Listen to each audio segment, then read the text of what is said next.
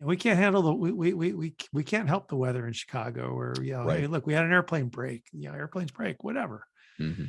So you're not going to make everybody happy.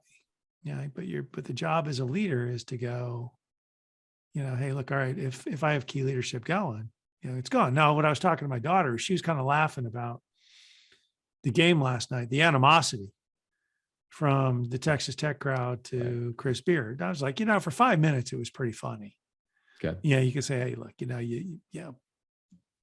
Understandable. you jilted. Yeah, look, Mhm. the fans will be fans. You jilted us, whatever.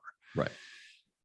But it's like, let it go. Go flip the bird or whatever fans do when they're pissed, and say your piece and move on. Mhm. And now you can wish them well and understand that you've got the right person in the right place as a backfill. And now what you do is you quit focusing on the past and you focus on the person you have in front of you.